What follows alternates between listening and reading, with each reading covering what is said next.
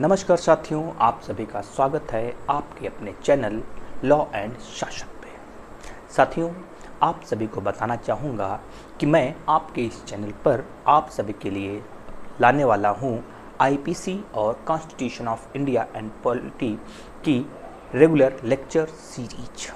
अतः ऐसे सभी लोग जो कि एलएलबी अथवा एलएलएम के विद्यार्थी हैं अथवा न्यायिक या किसी भी प्रकार की विधिक परीक्षा इंक्लूडिंग सिविल जज, HJS, APO, PP, CLAT, ETC all legal exams की तैयारी कर रहे हैं अथवा वे लोग जो सिविल सर्विसेज की तैयारी कर रहे हैं अथवा किसी अन्य परीक्षा की तैयारी कर रहे हैं, वे सभी लोग भी इस चैनल को ज्वाइन कर सकते हैं, जिससे कि आपको कॉन्स्टिट्यूशन और पॉलिटी के अलावा अन्य सुसंगत विषयों पर नए नए वीडियो मिलते रहेंगे। साथियों, मैं अब सबसे पहले शुरू करने जा रहा हूँ आपके लिए आईपीसी। साथियों, आईपीसी को हम जानें इससे पहले हम यह जान लेना चाहिए कि आईपीसी का हिस्टोरिकल पर्सपेक्टिव क्या है, क्रिमिनल लॉ का हिस्टोरिकल पर्सपेक्टिव क्या है। इससे हमारी कॉन्सेप्ट क्लियर होगी, हमें कॉन्फिडेंस आएगा और यदि पीटी मेंस के अलावा इंटरव्यू में भी यह प्रश्न से संबंधित कोई प्रश्न पूछा जाता है तो हम उसका सही से उत्तर दे सकेंगे। साथियों, मैं कहना चाहूँगा यदि आप हिंदी माध्यम के विद्यार्थी हैं तो आपको हिंदी के साथ साथ एक अच्छे स्तर की इंग्लिश भी सीखनी चाहिए। यदि आप इंग्लिश माध्यम के विद्यार्थी हैं तो आपको इंग्लिश के साथ साथ एक अच्छे स्तर की हिंदी भी आती होनी चाहिए, तभी आप कानून के क्षेत्र में या अन्य भी प्रतियोगी जो भी परीक्षा है आपकी उसके क्षेत्र में बेहतर सफलता प्राप्त कर सकें। अतः मेरा प्रयास रहेगा कि आपको हिंदी और इंग्लिश दोनों माध्यम से बेहतर वीडियोज़ प्रोवाइड करा सकूँ। तो साथियों, जैसा कि आईपीसी का सबसे पहला टॉपिक है दी आईपीसी हिस्टोरिकल पर्सपेक्टिव, इसे दो भागों में बांटा है। पहले पार्ट में पढ़ाते हैं। पहले पार्ट में 3 पॉइंट्स रहेंगे: origin of criminal law, development of modern criminal law, और तीसरा और अंतिम पार्ट होगा द मेकिंग ऑफ आईपीसी। साथियों सबसे पहले हम आते हैं ओरिजिन ऑफ क्रिमिनल लॉ पे। दांडिक विधि का उद्भव और प्रारंभ। तो साथियों, आपको एक छड़ी के माध्यम से पढ़ाऊंगा ताकि आप और बेहतर से देख सके, समझ सके। साथियों, no criminal law in uncivilised society, a tooth for tooth, an eye for an eye, a life for a life. It means in the beginning of the human society, in fact in uncivilized society, there was no criminal law. There was the practice of a tooth for tooth, an eye for an eye, and a life for a life. अर्थात मानव सभ्यता के प्रारंभिक समय में जब वह अविकसित स्तर पे थी, अपने विकास के प्रारंभिक चरण में थी, उस समय पे क्रिमिनल लॉ दांडिक विधि जैसी कोई प्रैक्टिस नहीं होती थी, बल्कि उस समय जो अभ्यास होता था वह होता था दांत के बदले दांत लेना, आई के बदले आंख ले लेना और जीवन के बदले जीवन लेना, अर्थात प्रतिशोध की भावना के तहत में कार्य होता था। साथियों, उसके बाद no difference in crime and tort, all wrongs treated equally. इतना ही, चूंकि उस समय दांडिक विधि जैसी कोई व्यवस्था नहीं थी, इसलिए सभी रॉन्ग्स को, सभी दोषों को, सभी अपकारों को अपराध के रूप में ही ट्रीट किया जाता था। आज के समय उनका क्राइम और टॉर्ट अर्थात अपराध और अपकृत जैसा विभाजन नहीं होता था। Next point, time advanced, injured person agreed to accept compensation instead of killing his adversary. जैसे जैसे समय बढ़ता गया, जो पीड़ित पक्ष होता था, जो विक्टिम होता था, वह इस बात के लिए सहमत होने लगा कि वह अब जो उसको नुकसान हुआ है, जो उसको हार्म या इंजरी हुई, उसके बदले वो कंपेंसेशन प्रतिकर प्राप्त कर ले, instead of killing his adversary, बजाय कि वह अपने दुश्मन को, अपने विरोधी को जान से मारे। For some time these principles remained with parties themself. कुछ समय तक यह प्रैक्टिस जो थी स्वयं पक्षकारों द्वारा की जाती रही, किंतु but gradually this function came to be performed by the state. लेकिन जैसे जैसे समय बीता, समय गुजरा और विकास हुआ सभ्यता का, यह कार्य जो होता था राज्य द्वारा, अर्थात उस समय की सरकार द्वारा, राजा आज द्वारा वह परफॉर्म किया जाने लगा। Next point friends, germs of criminal jurisprudence in India from the time of Manu. Bharat में जो दांडिक विधि शास्त्र है उसकी जड़ें जो है मुख्य रूप से मनु द्वारा रचित उनके ग्रंथों में, विशेषकर मनुस्मृति आदि में पाई जाती हैं। Manu recognised assault, theft, CBT, cheating, rape, robbery, false evidence, slander, और मनु ने अपनी संहिता में इन निम्नलिखित अपराधों को भी मान्यता प्रदान की थी। कौन कौन से जैसे हैं, कुछ उदाहरण हैं, जैसे कि असॉल्ट हमला करना, थेफ्ट चोरी करना, CBT criminal breach of trust आपराधिक न्यास भंग, चीटिंग छल करना, रेप बलात्कार, रॉबरी लूट, फॉल्स एविडेंस झूठा साक्ष्य देना, slander a kind of defamation अर्थात मानहानि। Next point friends, next point, king protected subjects in return और एलिजियंस पेड हिम रेवेन्यू। राजा जो होता था वह अपनी प्रजा को सुरक्षा प्रदान करता था और इसके बदले में प्रजा जो होती थी राजा के प्रति श्रद्धा, सम्मान और समर्पण का भाव रखती थी, साथ ही वह राजा को राजस्व भी चुकाती थी। किंग एडमिनिस्टर्ड जस्टिस हिमसेल्फ और जजेस, और जो न्याय व्यवस्था होती थी उसका प्रशासन राजा या तो स्वयं करता था या वह इसके लिए जजों की, न्यायाधीशों की उस नियुक्ति करता था। If fine impose deposited in king's treasury not giving as compensation to victim, और यदि न्यायिक प्रक्रिया के तहत जो मुलजिम दोषी पाया जाता था, यदि उस पर जुर्माना आरोपित किया जाता था तो वह जुर्माना राजा के खजाने में, राजस्व खजाने में जमा कर दिया जाता था, न कि आज के समय जैसा होता है वह पीड़ित को प्रतिकर के रूप में प्रदान नहीं किया जाता था। साथियों, in western jurisprudence notions of crime percolated from Roman law, और जो पश्चिमी क्रिमिनल ज्यूरिस्प्रूडेंस दांडिक विधि शास्त्र है उसमें दांडिक विधि के जो विचार, जो सिद्धांत आए वह रोमन लॉ से डेराइव हुए, वहीं से वह प्रारंभ हुए। In modern times, various statutes enacted imposing different kinds of duties, liabilities and restrictions on individual. वर्तमान समय में विभिन्न प्रकार के अधिनियमों इनेक्ट किए जा चुके हैं और जिनके तहत इंडिविजुअल्स पर कई प्रकार की ड्यूटीज, लाइबिलिटीज और रेस्ट्रिक्शंस इम्पोज किए जाते हैं। तो साथियों, यह था पहला बिंदु, ओरिजिन ऑफ क्रिमिनल लॉ। अब हम आते हैं दूसरे पॉइंट पे, development of modern criminal law in India.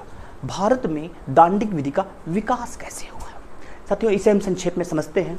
Vasco da gamma, a Portuguese, duchess the English carry on trade with India.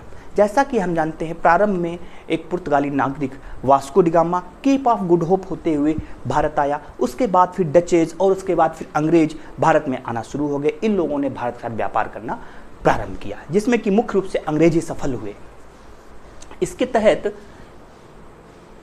Queen Elizabeth granted royal charter 1600 incorporated the EIC, जिसके तहत England की queen Elizabeth ने 1600 में royal charter बनाया, जिसके के तहत EIC east India company की स्थापना की गई और charter gave EIC rights of trading in all parts of Asia, Africa, America. और इस चार्टर के तहत ही ईस्ट इंडिया कंपनी को एशिया के विभिन्न भागों में, अफ्रीका और अमेरिका में व्यापार करने का अधिकार प्रदान किया गया। And to make laws for trade several laws made and amended, और इसी के साथ इस चार्टर के द्वारा ईस्ट इंडिया कंपनी को कानून बनाने का भी अधिकार प्रदान किया गया और फिर समय समय पर बहुत से कानून बनाए गए और संशोधन भी किए गए। साथियों, नेक्स्ट पॉइंट आते हैं। साथियों, इन जो एक कानून बनाया गया उनमें सबसे महत्वपूर्ण व्यवस्था आई वो आई 1772 में। इन 1772 Warren Hastings took proper steps for proper administration of criminal justice. 1772 में भारत में बेहतर दांडिक व्यवस्था, न्याय व्यवस्था बनाने का प्रयास जो सर्वप्रथम वॉरेन हेस्टिंग्स के द्वारा किया गया। यह प्रश्न भी कई बार आता है कि भारत में एक सुव्यवस्थित न्याय व्यवस्था, दांडिक व्यवस्था प्रारंभ करने का श्रेय किसे आता है? इसका उत्तर होता है वॉरेन हेस्टिंग्स। तो साथियों, इस स्कीम के तहत क्या हुआ? ए फौजदारी अदालत स्टेब्लिश्ड इन ईच डिस्ट्रिक्ट, हर एक जिले में एक फौजदारी अदालत की स्थापना की गई। ट्रायल ऑफ ऑफेंसेस और इन जिला अदालतों के द्वारा ही अपराधों का विचारण किया जाता था और इन न्यायालयों में काजी, मुफ्ती आदि न्यायाधीश के रूप में बैठते थे और उन्हीं के द्वारा विधि का व्याख्यान किया जाता था और उनके द्वारा मुलजिमों का, आरोपियों का दोष तय किया जाता था, अर्थात दांडिक विधि के न्याय निर्णय का कार्य इन काजी, मुफ्ती आदि के द्वारा किया जाता था। Collector of each district exercise general supervision over their procedure, और ये जो जिला अदालतों में काजी, मुफ्ती आदि के द्वारा न्याय निर्णय का कार्य किया जाता था, इनकी निगरानी जो होती थी जिले के जो कलेक्टर होते थे उनके द्वारा समय समय पर की जाती थी। नेक्स्ट पॉइंट है, in addition to district court Sadar Nizamat अदालत ऑल्सो एस्टेब्लिश्ड। जो ये जिला अदालतें स्थापित की गई थी, इनके अतिरिक्त सदर निजामत की अदालतें भी स्थापित की गई थी। To revise and confirm sentences of Faujdari Adalat in capital cases and fine exceeding ₹100। अर्थात जब इन फौजदारी अदालतों द्वारा किसी व्यक्ति को मृत्युदंड दिया जाता था या उस पर ₹100 से अधिक का जुर्माना लगाया जाता था, तो जो सदर निजाम अदालतें होती थी उनके द्वारा इन सजाओं को कन्फर्म किया जाता था, उनकी पुष्टि की जाती थी और उनका रिवीजन भी किया जाता था। 2 features of Hastings judicial scheme, जो वॉरेन हेस्टिंग्स ने न्यायिक व्यवस्था लाई थी, न्यायिक योजना लाई थी, उसकी 2 विशेष फीचर थे। He did not apply English law to Indian provinces.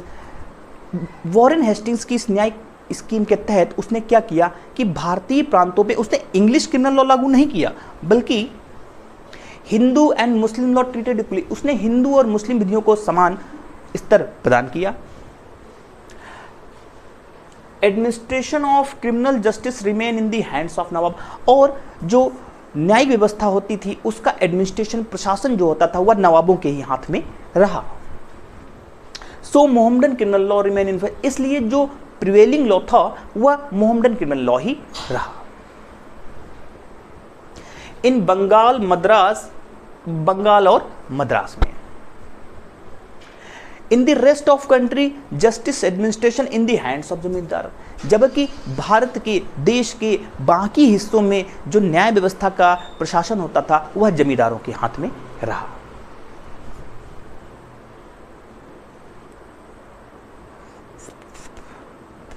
In Bengal Madras Mohammedan criminal law was in force, Bengal में और मद्रास में मुख्य रूप से मोहम्मदन क्रिमिनल लॉ ही प्रवर्तन में था,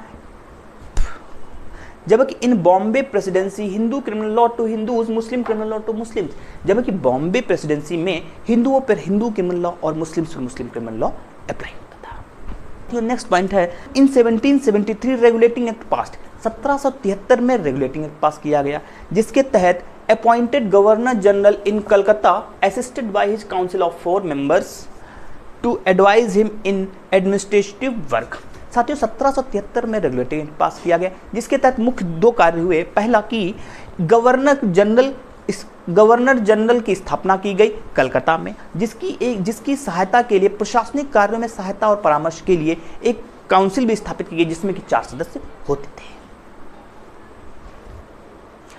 साथियों इसके अलावा a supreme court judicature established at Fort William, इसके अलावा फोर्ट विलियम अर्थात आज के कलकत्ता में सुप्रीम कोर्ट जुडिकेचर की भी स्थापना की गई।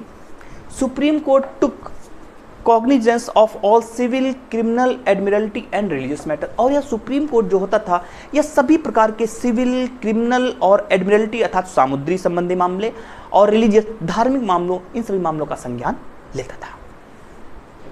अपील ले टू किंग इन काउंसिल, और इस सुप्रीम कोर्ट के निर्णयों के खिलाफ अपील जो होती थी इंग्लैंड में जो सम्राट का न्यायालय किंग इन काउंसिल होता था वहां होती थी।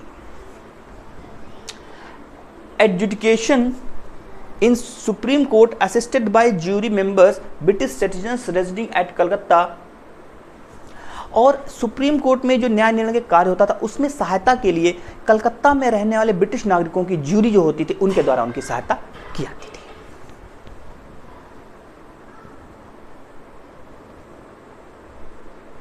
This criminal justice system continued until establishment of High Court under High Court Act 1861, और यह जो 1773 की जो न्याय व्यवस्था थी यह सन 1862 तब तक चलती रही जब तक कि हाई कोर्ट एक्ट 1861 के तहत में हाई कोर्ट की स्थापना नहीं कर दी गई। साथियों next point, as per judicial scheme of 1793, 1793 की जो न्यायिक व्यवस्था थी उसके तहत क्या था कि for presidency of Bengal, Bengal presidency में क्या था, सदर अमीन एंड प्रिंसिपल सदर अमीन, जो सदर अमीन के न्यायालय थे, जो मुख्य सदर अमीन के न्यायालय थे, ये दोनों विधि अधिकारी होते थे। इनकी जो अदालतें थीं इनको लिमिटेड पावर टू डिस्पोज पेटी क्रिमिनल मैटर्स, इन सदर अमीन और मुख्य सदर अमीन की अदालतों को जो छोटे आपराधिक मामले होते उनको डिस्पोजल करने का अधिकार इनको प्रदान किया गया। इसके तहत ये 50 rupees fine and 1 month imprisonment, 50 रुपये तक का जुर्माना और 1 माह तक की सजा दे सकते थे। इसके अलावा severe matters by magistrate 2 years imprisonment, और जो गंभीर मामले होते थे उनका न्याय निर्णय मजिस्ट्रेट के द्वारा किया जाता था और वह 2 साल तक की सजा दे सकते थे। जबकि मोर सिवियर ऑफेंसेस बाय सेशंस जज, जब सबसे गंभीर मामले जो होते थे वह सेशन जज द्वारा, सख्त न्यायाधीश द्वारा उनका विचारण किया जाता था, जैसा कि आज भी किया जाता है। Death sentence and life imprisonment awarded by sessions जज be confirmed by Nizamat Adalat, और यदि सख्त न्यायाधीश द्वारा किसी को मृत्युदंड या आजीवन कारावास सजा दी जाती थी तो यह सजा जो होती थी निजामत अदालत द्वारा, निजामत की अदालतों द्वारा कन्फर्मेशन किए जाने के अधीन होती थी। अर्थात सेशन जज द्वारा यदि किसी को मृत्युदंड या आजीवन कारावास दिया जाता था तो उसकी पुष्टि निजामत अदालतों द्वारा की जाती थी। अपील फ्रॉम सेशन जज टू निजामत अदालत, और सेशन जज के निर्णयों से अपील जो होती थी वह निजामत अदालत में होती थी। Such criminal administration of 1793 continued in Bengal up to 1833, और यह जो बंगाल की व्यवस्था थी यह 1833 तक जारी रही। Administration of criminal justice in Bombay was on the pattern of Bengal and Madras presidency. Bombay presidency में जो दांडिक व्यवस्था, जो न्यायिक व्यवस्था थी वह बंगाल और मद्रास प्रेसिडेंसी की न्यायिक व्यवस्था पर ही लगभग आधारित थी, बस छोटे मोटे कुछ माइनर चेंजेस उनमें किए गए थे। With certain minor changes, practice and procedure in Bombay, Madras and Bengal governed by regulations passed time to time, और बॉम्बे, मद्रास, बंगाल प्रेसिडेंसी में जो ये व्यवस्था होती थी वह समय समय पर रेगुलेशंस द्वारा बनाए गए नियमों द्वारा शासित होती थी। तो साथियों ये थे 2 पॉइंट हमारे पहले। ओरिजिन ऑफ क्रिमिनल लॉज हमने समझ लिया, दूसरा development of modern criminal law in India समझ लिया। साथियों इस हिस्टोरिकल पर्सपेक्टिव का अब लास्ट पॉइंट बचा हुआ है part 2 year 1833 the making of IPC. इसके तहत हम समझेंगे कि आईपीसी का निर्माण कैसे हुआ, क्योंकि 1833 ही वह वर्ष है जब भारत में दांडिक विधियों के कोडिफिकेशन और यूनिफॉर्मिटी की शुरुआत हुई, जिसका श्रेय लॉर्ड मैकाले को जाता है। नेक्स्ट टॉपिक में हम इस बात को अच्छे से जानेंगे, समझेंगे, और फिर हमारा यह हिस्टोरिकल पर्सपेक्टिव टॉपिक पूरा हो जाएगा। तो साथियों आज के लिए इतना ही, धन्यवाद। यदि आप हमारे चैनल पर नए हैं तो मैं चाहूँगा आप इसे सब्सक्राइब करें, लाइक करें, शेयर करें और नोटिफिकेशन बटन को क्लिक करें ताकि आपको रेगुलर वीडियोस मिलते रहें और अपनी परीक्षाओं में, लक्ष्यों में सफल हो सकें। धन्यवाद।